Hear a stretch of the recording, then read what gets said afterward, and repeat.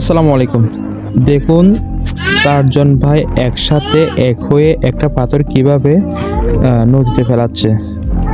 আসলে মানুষ বলে না, সবাই মিলে করি কাজ হারে জিতি নাহিলাস। সবাই একসাথে কাজ করলে অবশ্যই ইনশাআল্লাহ সফলতা একদিন আসবে। তো ওনারা চারজন চেষ্টার ফলে পাথরটা নদীতে গিয়ে পৌঁছেছে।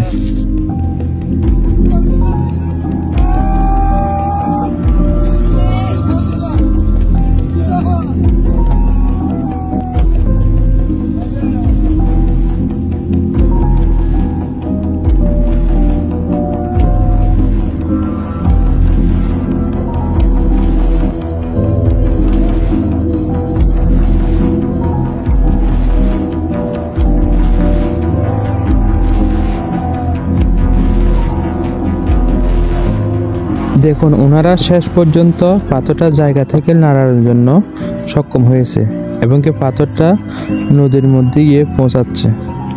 ওনারা চারজনে এক হয়ে যখন পাথরটা ধাক্কা দিয়েছে, পাথরটা নিজের থেকে সরে গিয়েছে।